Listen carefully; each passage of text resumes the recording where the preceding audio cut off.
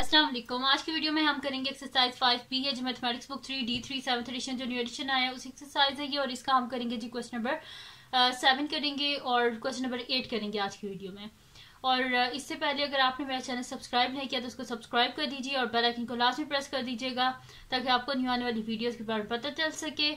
और जो इससे पिछले क्वेश्चंस है उनका लिंक डिस्क्रिप्शन में है, उसको भी देख लीजिएगा। और जो मेरा सेकंड चैनल है उसका लिंक भी डिस्क्रिप्शन में है, उसको भी देख लीजिएगा और उसको सब्सक्राइब कर दीजिएगा। उसमें मेरी कुकिंग की, क्राफ्ट की और रिडल्स की वीडियोस हैं। तो स्टार्ट करते हैं। क्वेश्चन नंबर 7 है हमारे पास कि property agent charges a commission of 2.5% on the selling price of the house given that the agent sells a house for 650,000, find the amount of commission he receives. और B part है on another house he receives a commission of $12,000, find the selling price of the house. अच्छा, वो कह रहे हैं कि एक property agent है जो कि चार्ज करता है 2.5% जो सेलिंग प्राइस होती है हाउस की एज अ कमीशन वो चार्ज करता है। तो कह रहे हैं कि अगर एक जो घर है अगर वो बिका है $650,000 का, तो हमने फाइंड आउट करना है कि उसके ऊपर उसका कितना कमीशन होगा। और वो कह रहे हैं कि अगर एक और घर है जिसपे उसे कमीशन मिला है $12,000 का, तो हमने बताना है कि उसकी सेलिंग प्राइस क्या थी। तो कोई मुश्किल नहीं है, इजी सा ही क्वेश्चन है। तो उसका सोल्यूशन स्टार्ट करते हैं। तो मैं यहाँ पे लिख देती हूँ, इसी का यहीं पर सोल्यूशन स्टार्ट कर लेते हैं। मैं यहाँ पे लिख देती हूँ सोल्यूशन। तो यहाँ पे क्या है, उन्होंने बोला 2.5% उसने कमीशन लिया है जबकि घर बिका है $650,000 का। तो मैं यहाँ पे लिख देती हूँ ए पार्ट है। तो यहाँ पे मैं लिख देती हूँ अमाउंट ऑफ कमीशन,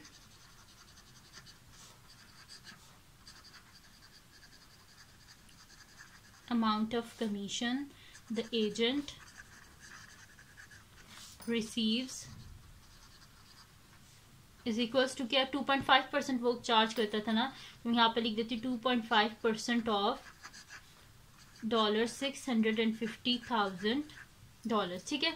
तो यहाँ पे जो है मेरे पास क्या हो जाएगा, परसेंट जो है इसको जब हम हटाएंगे तो क्या हो जाएगा 1/100, यानी कि 2.5 डिवाइडेड बाय 100। पॉइंट को हटाएंगे तो पॉइंट के बाद एक डिजिट है तो मल्टीप्लाई बाय 10, और ऑफ है यानी कि मल्टीप्लाई बाय $650,000। ठीक है।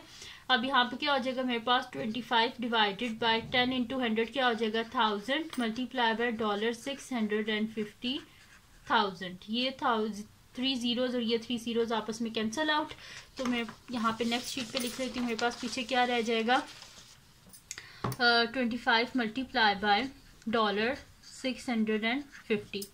इनको मल्टीप्लाई कर लेते हैं हम। तो 25 मल्टीप्लाई बाय 650, तो मेरे पास इसका आंसर क्या आ रहा है 16250। तो मैं यहाँ पे लिख देती हूँ, यानी कि उसको कितना यहाँ पे कमीशन हुआ है $16,250। ठीक है, ये उसको कमीशन हुआ है जब उसने घर बेचा है $650,000 का।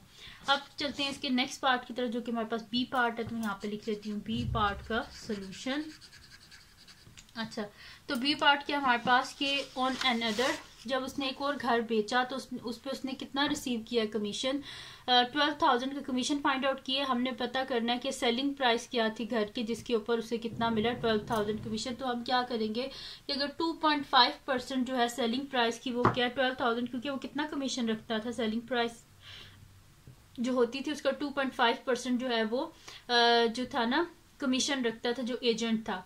तो 2.5% वो कह रहे हैं कि अगर उसने रिसीव किया कमीशन 2.5% जो कमीशन रखता था, अगर उसने वो रिसीव किया 12,000, तो हमने प्राइस फाइंड आउट करनी है सेलिंग प्राइस। तो सोल्यूशन स्टार्ट करते हैं। मैं इधर लिख दूंगी क्योंकि 2.5% वो हमेशा लेता था ना कमीशन। तो मैं यहाँ पे लिख देती हूँ कि 2.5% ऑफ सेलिंग प्राइस क्या 12,000, percent of selling price is equals to $12,000। क्योंकि वो हमेशा 2.5% प्रॉफिट अपने पास रखता था, उस हिसाब से जो है वो 2.5% क्या होगा फिर 12,000 ही होगा। तो फिर मैं यहाँ पे कर लेती हूँ। हम इसका पहले 1% निकालेंगे, जब 1% आ जाएगा उसे हम 100% निकालेंगे तो हमें टोटल प्राइस पता चल जाएगी। तो मैं यहाँ पे लिख देती हूँ 1% of selling price is equals to $12,000 divided by 2.5। हमें टोटल चाहिए सेलिंग प्राइस, तो मैं यहाँ पे लिख दूंगी 100% of selling price is equals to $12,000 divided by 2.5 multiplied by 100, क्योंकि 100% से मैंने बोथ साइड पे 100 से मल्टीप्लाई किया है। तो यहाँ पे मेरे पास क्या हो जाएगा, इन दो जीरोस को भी इधर कर ले तो ये मेरे पास हो जाएगा $1.2, ये हो जाएगा मेरे पास 100 एंड ये मेरे पास हो जाएगा 20,000। तो मैं यहाँ पे लिख देती हूँ 1 2 3 4 5, ठीक है। तो यहाँ पे मेरे पास हो जाएगा ये और डिवाइडेड बाय 2.5। अब इसे डिवाइड कर देते हैं 2.5 से, 1 2 और 5 टाइम जीरोस, 1 2 3 4 5 डिवाइडेड बाय 2.5। तो मेरे पास इसका आंसर आ रहा है यहाँ पे आ रहा है मेरे पास 480,000। तो मैं यहाँ पे लिख देती हूँ $480,000, ठीक है।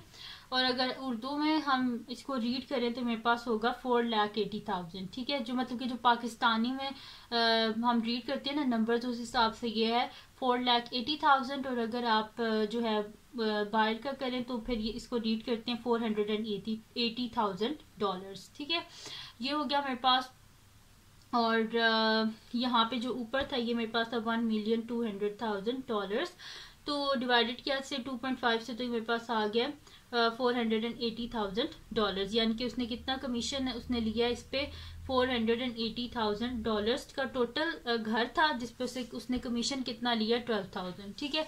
तो ओरिजिनल प्राइस क्या थी घर की, ये थी, जो हमारे पास आ गया $480,000 ये आ गया हमारे पास। अब चलते हैं इसके जो है नेक्स्ट क्वेश्चन की तरफ, जो कि हमारे पास है इसका क्वेश्चन नंबर 8।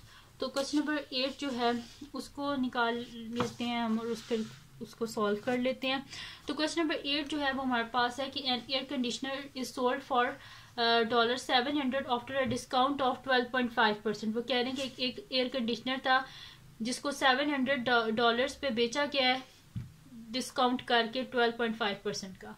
सबसे पहले फाइंड आउट करनी है मार्क प्राइस की, डिस्काउंट से पहले उसकी क्या प्राइस थी। ये तो डिस्काउंट करके 700 है, तो हमने पता करना है कि डिस्काउंट से पहले उसकी क्या प्राइस थी, यानी कि मार्क प्राइस उसकी क्या थी।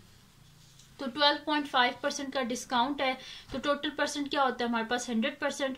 तो 100 में से 12.5 को माइनस करें, 100% माइनस 12.5%। तो 100 में से 12.5 को वैसे तो 87 कुछ इस तरह आएगा, लेकिन फिर भी देख लेती हूँ 100 माइनस 12.5, तो यहाँ पे मेरे पास आएगा 87.5, ठीक है। तो मैं यहाँ पे लिख देती हूँ 87.5%, ठीक है। यानी कि डिस्काउंट करके क्या 87.5% जो है वो हमारे पास क्या 700, ठीक है। क्योंकि उन्होंने 12.5% का डिस्काउंट किया, तो 100% में से 12.5 को माइनस कर दें तो क्या आता है 87.5%, यानी कि 87.5% प्राइस जो एयर कंडीशनर की वो है $700। तो मैं यहाँ पे लिख देती हूँ सोल्यूशन, इसका फर्स्ट पार्ट जिसमें हमने मार्क प्राइस फाइंड आउट करनी है। तो मैं यहाँ पे लिख देती हूँ 87.5% of mark price is equals to $700 और 1% ऑफ मार्क प्राइस क्या हो जाएगा मेरे पास, ये 87.5 इधर आके डिवाइड हो जाएगा, of mark price is equals to $700 divided by 87.5। हमें टोटल चाहिए प्राइस, तो मैं यहाँ पे लिख दूंगी 100% of mark price is equals to 100% of mark price is equals to $700 divided by 87.5 multiply by 100, ठीक है। तो अब इसको क्या कर लेते हैं, डिवाइड कर लेते हैं 87.5 से। तो 700 डिवाइडेड बाय 87.5, तो मेरे पास आ रहा है 8। तो मैं यहाँ पे लिख देती हूँ $8 मल्टीप्लाई बाय 100, 8 इंटू 100 $800, 800, यानी कि टोटल प्राइस क्या थी उस एयर कंडीशनर की, उसकी प्राइस थी $800, लेकिन जब डिस्काउंट किया गया था उसके ऊपर 12.5% का, तो उसके बाद उसकी प्राइस क्या हो गई थी $700, ठीक है। तो ये हो गया इसका फर्स्ट पार्ट कंप्लीट। अब चलते हैं इसके नेक्स्ट पार्ट की तरफ, जो कि हमारे पास इसका बी पार्ट है। तो यहाँ पे वैसे मैं लिख भी देती हूँ कि the mark price of air conditioner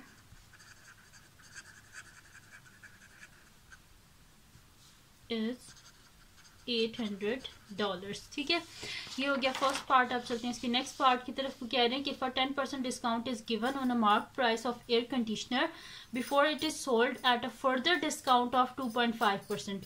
पहले 10% का डिस्काउंट दिया गया, फिर उसके बाद 2.5% का और डिस्काउंट दिया गया, तो उस हिसाब से वो कह रहे हैं would the sale price still be 700। कह रहे हैं कि अगर पहले 10% डिस्काउंट दिया गया है, ठीक है, फिर वो जो अमाउंट थी उसके ऊपर दोबारा 2.5% का डिस्काउंट दिया गया, तो तब भी क्या जो उसकी सेलिंग प्राइस है वो $700 ही रहेगी। हमने कंप्लीट वर्किंग करके बताना है। तो सोल्यूशन स्टार्ट करते हैं। तो सबसे पहले जो इसकी थी, अब यहाँ पे देखें ना, अब हमने लिखनी है जो पूरी मार्क प्राइस थी। मार्क प्राइस क्या थी, $800 थी ना। तो पहले हम इसका निकालेंगे 10% डिस्काउंट। जब 10% डिस्काउंट निकालेंगे फिर उसके ऊपर दोबारा से 2.5% का डिस्काउंट निकालेंगे और देखेंगे क्या हमारे पास 700 ही आता है। तो यहाँ पे मैं लिख देती हूँ मार्क प्राइस अभी मैंने निकाली है $800।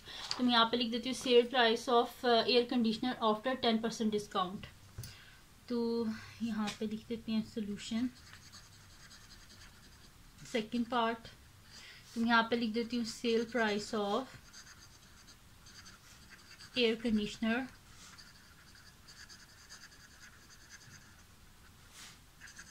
After 10% off discount is equals to, देखिए टोटल परसेंट क्या होती है 100%, लेकिन जब उसके ऊपर 10% डिस्काउंट दिया तो 100 में से 10 को माइनस करें, पीछे क्या बचता है 90। तो मैं यहाँ पे लिख देती हूँ 90% ऑफ मार्क प्राइस क्या थी $800। ठीक है, परसेंट को हटाएंगे 1/100 यानी कि 90 डिवाइडेड बाय 100 मल्टीप्लाई बाय $800। ये जीरोज और जीरोज कैंसिल आउट, 90 इंटू $8। तो यहाँ पे 8 जीरो से 0 और 9 को मैं 8 से जब मल्टीप्लाई करूंगी तो क्या आ जाएगा 72, यानी कि मेरे पास क्या आ गया $720। अगर जो है पहले हमने अगर टोटल प्राइस उसकी अगर है $800, उसके ऊपर हमने 10% डिस्काउंट दिया है तो उसका क्या हो जाएगा $720। अब वो कह रहे हैं अगर उसके ऊपर फिर से 2.5% का डिस्काउंट दिया जाए, तो मैं यहाँ पे लिख दूंगी a further discount of 2.5%, a further discount of 2.5% is equals to क्या हो जाएगा। मैं यहाँ पे लिख देती हूँ कि देखें टोटल परसेंट, फिर दोबारा वही बात, टोटल परसेंट क्या होती है 100%। 100% में से 2.5 को माइनस करें तो क्या आता है 100 माइनस 2.5, तो मेरे पास क्या आ जाएगा इसका आंसर 97.5। तो मैं यहाँ पे लिख देती हूँ कि 97.5% ऑफ अब ये वाली प्राइस, क्योंकि पहले उन्होंने बोला 10% डिस्काउंट और फिर उस 10% डिस्काउंट के बाद फिर से 2.5% डिस्काउंट और, तो 97.5% ऑफ 720। ठीक है जी, तो यहाँ पे क्या हो जाएगा परसेंट हटाएंगे तो क्या आ जाएगा मेरे पास नीचे आ जाएगा 100 और ये पॉइंट हटाऊंगी तो एक डिजिट है पॉइंट के बाद तो 10। ठीक है, और मल्टीप्लाई बाय $720। तो यहाँ पे हो जाएगा मेरे पास 975 डिवाइडेड बाय 1000 मल्टीप्लाई बाय $720। ये 0 और 0 कैंसिल आउट, तो 975 को मल्टीप्लाई कर देते हैं, 975 मल्टीप्लाई बाय 72, तो इसका आंसर मेरे पास आ रहा है 70200। तो $70200 डिवाइडेड बाय 100, ये 0 और 0 कैंसिल आउट, तो मेरे पास आंसर इसका क्या आ रहा है $702। ठीक है, तो उन्होंने क्या बोला था कि अगर हम 10% डिस्काउंट देते हैं फिर दोबारा से उसी के ऊपर 2.5% डिस्काउंट देते हैं तो तब भी क्या आंसर 700 ही आएगा।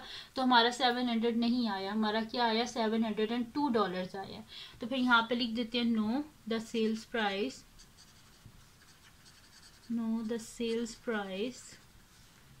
would not be $700। ठीक है, तो हमारा 700 नहीं आया। ठीक है जी, तो ये थी आज की वीडियो जिसमें मैंने आपको करवाया है एक्सरसाइज 5B का क्वेश्चन नंबर 7 और क्वेश्चन नंबर 8। तो अगर ये वीडियो आपके लिए हेल्पफुल है तो इसको लाइक कीजिएगा, चैनल को सब्सक्राइब कीजिएगा और बेल आइकन को लाजमी प्रेस कर दीजिएगा ताकि आपको न्यू आने वाली वीडियोस के बारे में पता चल सके। और जो मेरा सेकंड चैनल है जिसके बीच मेरी कुकिंग की, क्राफ्ट्स और रिडल्स की वीडियोस है उसको भी सब्सक्राइब कर दीजिएगा। और जो मेरी बहन का चैनल है उसका लिंक भी डिस्क्रिप्शन में है, दोनों चैनल्स का लिंक डिस्क्रिप्शन में, दोनों को सब्सक्राइब कर दीजिएगा। और जो इस चैप्टर है इसकी जो प्ले लिस्ट है उसका लिंक भी डिस्क्रिप्शन में है, वहाँ से आप देख लीजिएगा और अपनी दुआओं में लाजमी याद रखिएगा। अल्लाह हाफिज़।